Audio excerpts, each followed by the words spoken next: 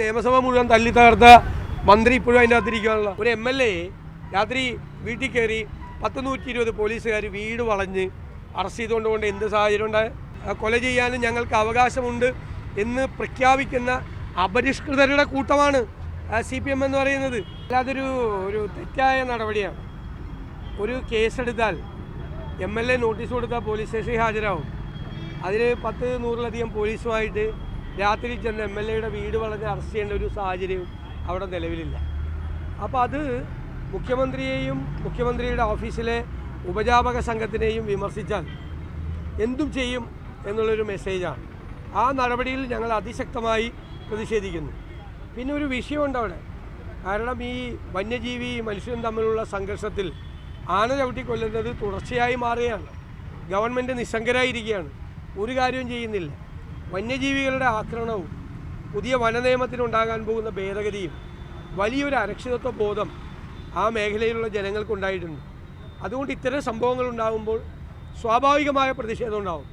അവിടെ പോലീസും ഫോറസ്റ്റും ഗവൺമെൻറ് ഉദ്യോഗസ്ഥന്മാരും വളരെ നയപരമായ ഒരു സമീപനമാണ് സ്വീകരിക്കേണ്ടത്.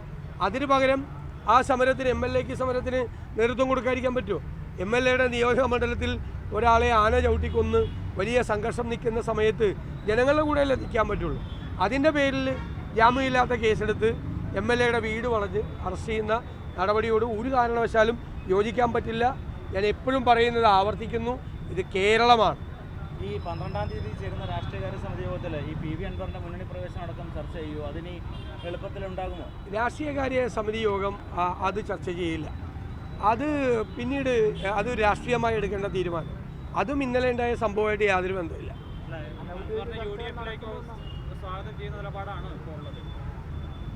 ആരെ സ്വാഗതം ചെയ്ത്? ഈ UDF അല്ലേ തീരുമാനിക്കേണ്ടത്. UDF ഒരു കക്ഷി എടുക്കണമെങ്കിൽ UDF ആണ് തീരുമാനിക്കേണ്ടത്. അതിൻ്റെ അകത്ത് UDFന് നേതൃത്വം കൊടുക്കുന്ന കോൺഗ്രസ് പാർട്ടി പൊളിറ്റിക്കലായിട്ടുള്ള രാഷ്ട്രീയമായിട്ടുള്ള ഒരു തീരുമാനം എടുക്കണം. ആ തീരുമാനം ഘടകകക്ഷികളെ അറിയിക്കണം. അതിന് ചില നടപടിക്രമങ്ങളുണ്ട്. അതിൻ്റെ സമയമായിട്ടില്ല. സമയമാകുമ്പോൾ ആലോചിക്കും. അല്ല, MLA അടിച്ചു തകർത്തൊന്നുമില്ലല്ലോ. MLA അടിച്ചു തകർത്തായിട്ടുള്ള വിഷ്വൽ വല്ലതും നിങ്ങളുടെ കയ്യിലുണ്ടോ? ഈ PV അൻവറിന്റെ മുന്നണി പ്രവേശനവുമായി ബന്ധപ്പെട്ട് അനൗപചാരിക ചർച്ചകൾ നടന്നുവെന്ന് PK കുഞ്ഞാലിക്കുട്ടി അടക്കം പറയുന്നുണ്ട്. അടുത്ത UDF യോഗത്തിൽ കൃത്യമായി ചർച്ച ചെയ്യുന്നു. എനിക്കറിയില്ല, ഞാൻ നടത്തിയിട്ടില്ല. ഞാൻ UDFൻ്റെ ചെയർമാനാണ്. ഞാൻ അറിഞ്ഞുകൊണ്ട് ഒരു സംഭാഷണവും നടത്തിയിട്ടില്ല. ഒരാളെ അതിന് വേണ്ടിയിട്ട് ഞങ്ങൾ UDF നേതൃത്വം ആരെയും ചുമതലപ്പെടുത്തിയിട്ടില്ല.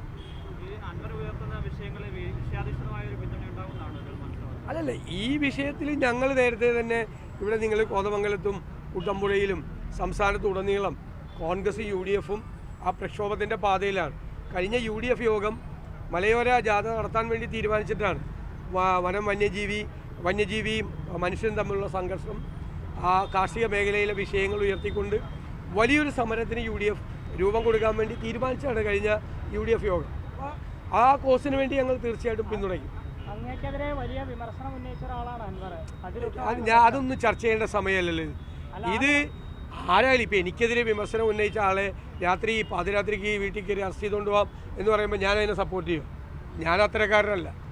എന്നെ വിമർശിച്ച ഒരാളെ അത് ശരിയായിരിക്കും, അദ്ദേഹത്തിന് അത് വിമർശിക്കാനുള്ള സ്വാതന്ത്ര്യമുണ്ട്. എന്ന് പറഞ്ഞാൽ ആളെ ഒരു MLA രാത്രി വീട്ടിൽ കയറി 120 പോലീസുകാർ വീട് വളഞ്ഞ് അറസ്റ്റ് ചെയ്തുകൊണ്ട് എന്ത് സാഹചര്യം ഉണ്ടായ എന്ത് സാഹചര്യമാണ് ഉണ്ടായത്? അവിടെ പോലീസ് പറഞ്ഞാൽ മതിയല്ലോ, താങ്കൾക്ക് പേരിൽ കേസെടുത്തിട്ടുണ്ട്, താങ്കൾ ഒരു നോട്ടീസ് കൊടുത്ത് നാളെ പോലീസ് സ്റ്റേഷനിൽ ഹാജരാകണം, അല്ലെങ്കിൽ കോടതി പോയി ജാമ്യം എടുക്കുക, അല്ലെങ്കിൽ കോടതിയിൽ ഹാജരാകുക. എന്തെല്ലാം വഴികളുണ്ട്. ഞാൻ ഇവിടെ ആ നിയമസഭ മുഴുവൻ തല്ലി തകർത്ത മന്ത്രി ഇപ്പോഴും അതിൻ്റെ അകത്തിരിക്കുകയാണല്ലോ. MLAമാർ ഇപ്പോഴും അതിൻ്റെ അകത്തിരിക്കുകയാണല്ലോ. അവരെ ആരെ അറസ്റ്റ് ചെയ്തില്ലല്ലോ. സർക്കാരിൻ്റെ കാശും മുടക്കി നിയമസഭ ഈ ലോകം മുഴുവൻ കണ്ടാണല്ലോ നിയമസഭ തല്ലി തകർക്കുന്നത്. ഈ അൻവർ തല്ലി തകർക്കാനൊന്നും പോയില്ലല്ലോ. തല്ലി തകർത്ത ആളുകളെ സംരക്ഷിച്ച പാർട്ടിയല്ലേ ഇത്.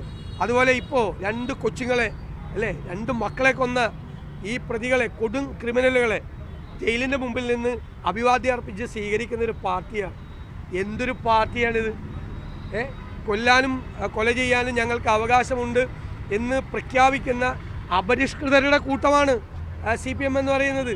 കൊന്നവനെ സംരക്ഷിക്കാൻ നമ്മുടെ നികുതി പണം എടുത്ത് വക്കീലന്മാരെ കൊണ്ടുവരുന്ന പാർട്ടിയും ഗവൺമെൻറ്റുമാണ് കേരളം ഭരിക്കുന്നത്. 2 കുഞ്ഞുങ്ങളെ, 2 കുടുംബത്തിൻ്റെ പ്രതീക്ഷയായ 2 ചെറുപ്പക്കാരെ ക്രൂരമായി വെട്ടിക്കൊന്നതിന് കോടതി ഇരട്ട ജീവപര്യന്തം ശിക്ഷിച്ച പ്രതികളെ ജയിലിൻ്റെ മുമ്പിൽ ചെന്ന് സ്വീകരിച്ച് ആനയിക്കുക. അതൊരു സ്ഥാനത്തിരിക്കുന്ന ഒരാൾ ആ ജയിൽ ഉപദേശക സമിതി അംഗത്തിൽ നിന്ന് ആ പി ജയരാജനെ പുറത്താക്കണം. ഈ പാർട്ടിക്ക് നാണോ ഇല്ലേ? ഈ ക്രിമിനലുകളെ സംരക്ഷിക്കാൻ ഇവരേത് യുഗത്തിലാണ് ജീവിക്കുന്നത്? ഈ നൂറ്റാണ്ടിലാണോ ഇവർ ജീവിക്കുന്നത്? ഇത് ഞാൻ പറഞ്ഞതുപോലെ അന്തർദേശീയ തലത്തിൽ പ്രവർത്തിക്കുന്ന തീവ്രവാദ സംഘടനകളെ പോലും ലജ്ജിപ്പിക്കുന്ന തരത്തിലുള്ള നാണക്കേടാണിത്. കേരളത്തിന് അപമാനമാണ്. ഇരട്ട ജീവപര്യന്തം കിട്ടിയ പ്രതികളെ ഈ സംസ്ഥാനം ഭരിക്കുന്ന പാർട്ടിയുടെ നേതാക്കന്മാർ ജയിലിൻ്റെ മുമ്പിൽ ചെന്ന് അഭിവാദ്യം ചെയ്ത് സ്വീകരിക്കുക. എന്താ സ്ഥിതി കേരളത്തിൻ്റെ? ഇവരാണോ കേരളത്തിൻ്റെ നീതിന്യായ വ്യവസ്ഥ ഉറപ്പുവരുത്താൻ പോകുന്നത്? അതാണോ ചെയ്യാൻ പോകുന്നത്? എന്തൊരു കൂട്ടക്കൊലയാണ് ചെയ്തത്.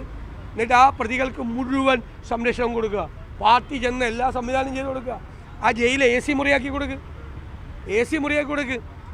നമ്മുടെ TP ചന്ദ്രശേഖരൻ കേസിലെ പ്രതികൾക്ക് എല്ലാ സൗകര്യവും ഉണ്ടല്ലോ. ലേറ്റസ്റ്റ് ഫോണും അവരിഷ്ടപ്പെടുന്ന ഭക്ഷണവും മദ്യവും സിഗരറ്റും എല്ലാം കൊടുക്കുന്നുണ്ടല്ലോ. അപ്പോൾ VIP ട്രീറ്റ്മെൻറ്റാണ് ഈ കൊലക്കേസിലെ പ്രതികൾക്ക് കൊടുക്കുന്നത്. ഇതിനൊക്കെ ജനം ചോദിക്കാനുള്ള സമയം വരെയാണ്. അതൊക്കെ വരുമ്പോൾ നിങ്ങളെ അറിയിക്കുക. അത് നേരത്തെ മുൻകൂട്ടി പറയേണ്ട ആവശ്യമെന്ന് നമ്മൾ പറഞ്ഞില്ലേ. ഞങ്ങൾ UDFൻ്റെ അടിത്തറ ഞങ്ങൾ വിപുലപ്പെടുത്തും. അതെങ്ങനെ വേണം, എങ്ങനെ ചെയ്യണം എന്ന് തീരുമാനിക്കാനുള്ളൊരു സ്വാതന്ത്ര്യമുണ്ട്. ദയവ് ചെയ്ത് മാധ്യമങ്ങളായ നിങ്ങൾ തന്നെ നിങ്ങൾ ഓരോരുത്തരെയും രാവിലെ UDFൽ എടുക്കുക. എന്നിട്ട് ഉച്ചയാകുമ്പോൾ വന്ന് UDF ചെയർമാനായി എന്നോട് ചോദിക്കുക എന്തായി എന്ന് ചോദിക്കുക. പ്ലീസ്. ഈ ജമാഅത്ത് ഇസ്ലാമായി ബന്ധപ്പെട്ട് സാദിഖൽ തങ്ങളുടെ ഒരു പ്രസ്ഥാനം കഴിഞ്ഞ ദിവസം വന്നിരുന്നു. അവരായിട്ട് പണ്ടേ ബന്ധമുണ്ടെന്നുള്ള തരത്തില് മുന്നണിക്ക് വോട്ട് ലഭിച്ചിട്ടുണ്ടെന്നും അത് നിഷേധിക്കേണ്ട കാര്യമില്ല. അതല്ലല്ലോ ഈ മന്ത്രിസഭയിലെ ഒരു അംഗമല്ലേ പറഞ്ഞത് അവരുടെ വോട്ട് കിട്ടിയിട്ടുണ്ടെന്ന്. അതിനാദ്യം പിണറായി വിജയൻ മറുപടി പറയട്ടെ. അതല്ലേ ഈ മന്ത്രിസഭയിലെ ഒരു അംഗം അബ്ദുൾ റഹ്മാൻ ജയിച്ചത് SDPIയുടെയും ജമാഅത്ത് ഇസ്ലാമിയുടെയും പിന്തുണ കൊണ്ടാണ് എന്ന് പറഞ്ഞല്ലോ. അതിനാദ്യം പിണറായി വിജയനും MV ഗോവിന്ദനും മറുപടി പറയട്ടെ. ഇത് നിങ്ങൾക്കറിയാൻ പോലെ 3 ദശാബ്ദകാലം ജമാഅത്ത് ഇസ്ലാമി CPMൻ്റെ കൂടെയല്ലായിരുന്നോ? ഞാനിവിടെ ഇവിടെ നിൽക്കുന്ന എൻ്റെ പ്രവർത്തകരും സഹപ്രവർത്തകരും അല്ലാത്ത പാർട്ടിക്കാരും ഒക്കെ ഉണ്ട്. ചോദിക്ക്. ഞാൻ മത്സരിച്ച 5 തെരഞ്ഞെടുപ്പിലും ജമാഅത്ത് ഇസ്ലാമി LDF സ്ഥാനാർത്ഥിയുടെ കൂടെയായിരുന്നു. അന്ന് നിങ്ങളാരും ചോദ്യം ചോദിച്ചില്ല. അപ്പോൾ നിങ്ങളുടെ കൂടെ നിന്നാൽ CPMൻ്റെ കൂടെ നിന്നാൽ മതേതരവാദികൾ, CPMനെതിരായാൽ വർഗീയവാദികൾ, അതെന്ത് പരിപാടിയാണ്? ഈ കേരള കോൺഗ്രസ് മാണി വിഭാഗത്തെയും UDFിൽ എത്തിക്കാനുള്ള നീക്കമുണ്ട് എന്നർത്ഥത്തിൽ വാർത്തകളുണ്ട്. എന്തെങ്കിലും സാധ്യതകളുണ്ട്? ഞാൻ പറഞ്ഞ അതൊക്കെ സമയമാകുമ്പോൾ നിങ്ങളോടെല്ലാം പറയാം. സമയമാകുമ്പോൾ പറയും. ഇപ്പം നിങ്ങൾ ഓരോരുത്തരെ പാർട്ടിയിലെടുക്കുകയാണ്. അപ്പം ഞാനിത് വാർത്ത കണ്ടിട്ടാണ് അറിയണത്. അൻവറിനെ നിങ്ങൾ UDFിൽ എടുത്തു. കേരള കോൺഗ്രസ് ജോസ് കെ മാണി വിഭാഗത്തിന് നിങ്ങൾ UDFിൽ എടുത്തു. ജമാഅത്ത് ഇസ്ലാമിയെ നിങ്ങൾ UDFിൽ എടുത്തു. ഓരോന്നിലും ഓരോ വാർത്ത വരികയാണ്. അപ്പോൾ UDF ചെയർമാനായ എന്നോടെങ്കിലും ഒന്ന് പറയണ്ടേ? ഞാൻ ഇത് കണ്ടിട്ട് എന്താ നിങ്ങൾ അതിൻ്റെ എന്നോട് ചോദിക്കുക എന്താണ് പരിപാടി? നിങ്ങൾ എല്ലാ ദിവസവും എടുത്തുകൊണ്ടിരിക്കുക. അതിനൊക്കെ എല്ലാത്തിനും ഒരു സമയമുണ്ട്. ആ സമയത്ത് തീർച്ചയായിട്ടും നിങ്ങളോട് പറയുകയും ചെയ്യും. അത് കോടതിയുടെ ഉത്തരവാണ്. CBI അന്വേഷണം വേണ്ട. പക്ഷേ പോലീസ് അന്വേഷണം കൃത്യമായും സുതാര്യമായും ഭംഗിയായി നടത്തണം എന്ന് നിർദ്ദേശിച്ചിട്ടുണ്ട്. അപ്പോൾ അവർ കുടുംബം അതിനതൊരു നീതി കിട്ടിയില്ല എന്നുള്ളൊരു വിചാരമുണ്ട്. കേരള പോലീസിൻ്റെ കയ്യിൽ നിന്ന് നീതി കിട്ടുമെന്ന് അവർക്കും പ്രതീക്ഷയില്ല, ഞങ്ങൾക്കും പ്രതീക്ഷയില്ല. എന്തായാലും കോടതി അവർക്ക് അനുകൂലമായി വിധി കൊടുത്തിട്ടില്ല. അവർ അപ്പീലും മറ്റു നടപടികളുമായിട്ട് പോകും എന്നാണ് ഞാൻ കരുതുന്നത്. ഇതുപോലെ ഈ നവീൻ ബാബു കേസിലെ പ്രതിയെ പാർട്ടി സംസ്ഥാന സെക്രട്ടറിയുടെ ഭാര്യയാണ് ജയിലിൽ പോയിട്ട് സ്വീകരിച്ചത്. എന്ത് പാർട്ടിയാണ്? നവീൻ ബാബുവിൻ്റെ വീട്ടിൽ പോയി പറഞ്ഞു, MV ഗോവിന്ദൻ പറഞ്ഞു ഞങ്ങൾ നിങ്ങളുടെ കൂടെയാണ്, കുടുംബത്തിൻ്റെ കൂടെയാണെന്ന് പറഞ്ഞു. എന്നിട്ട് ആ കേസിലെ പ്രതി ജയിലിൽ നിന്ന് ഇറക്കിയപ്പോൾ ഭാര്യയെ വിട്ട് സ്വീകരിക്കാൻ MV ഗോവിന്ദൻ. എന്തൊരു പാർട്ടിയാണ്?